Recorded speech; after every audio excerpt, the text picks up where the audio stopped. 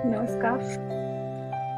क्या आप संस्कारी बहू हैं? ससुराल में आपके इन-लॉज़ आपकी इज़्ज़त करते हैं?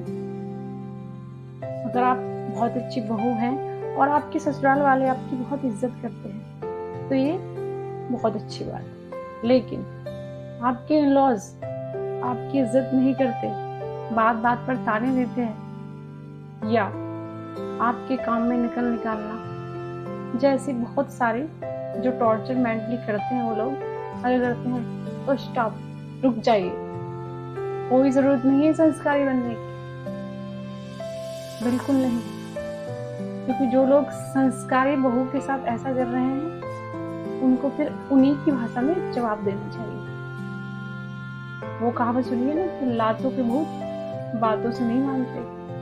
तो वो जिस टाइप के हैं आप उसी टाइप के बन जाइए, तो ही आप ससुराल में खुश रह सकते हैं।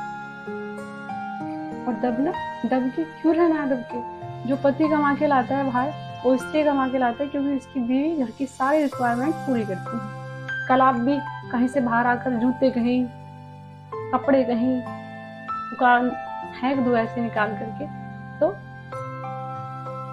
अगर पति आप पर ये दिखाता है ना मैं बाहर कमाता हूँ, तो उसको एहसास कराइए बाहर तब कमाता है तब हम घर करते हैं। ज़्यादा दबने या सहमे रहने की ज़रूरत नहीं। आप जितना दबोगे, जितना सहमे रहोगे, वो लोग आपका उतना ही फ़ायदा उठाएँगे। आगे आप खुद समझदार हैं।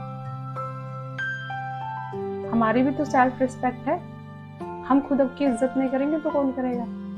हम खुद की इज़्ज़त करेंगे और दूसरों से ज़बरदस्ती कराएँगे भी। धन्यवाद। नमस्कार। बेटी बड़ी हो गई है, शादी कर दें इसकी।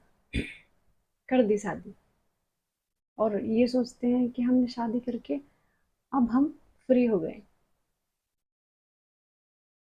अब कोई हमें कहेगा नहीं कि आपकी बेटी बड़ी हो रही है, शादी कर दें।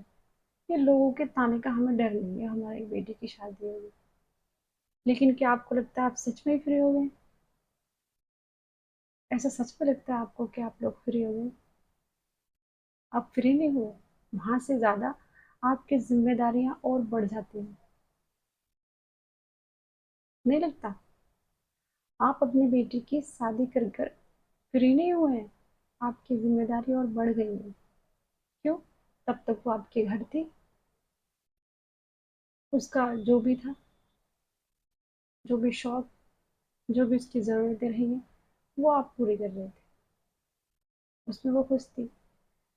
अब वो जैसे ससुराल गई है, पहली बात आपकी ये जिम्मेदारी बनती है कि वो लोग हमारी बेटी को खुश रख रहे हैं या नहीं रख रहे हैं, पूछना चाहिए उससे। अब नहीं है खुश ससुराल में बेटी, तो सोचिए माँ बाप खुश रह सकते हैं? नहीं रह सकते। तो ये जो लोग पहले बोलते थे ना कि भाई लड़की की शादी कर दो और गंगा नहा लो, वो नहीं है।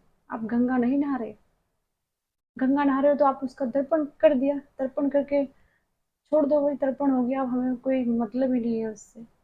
अगर आपको अपनी बेटी चाहिए हमेशा खुश रहे वो, तो आपको उसका ध्यान रखना, वो भी दूसरे के घर जाकर ध्यान रखना। इससे जिम्मेदारी आपकी बढ़ती है, खत्म नहीं होती, है ना? इतना आसान नहीं है बेटियों का जीवन जितना लोग सोचते हैं।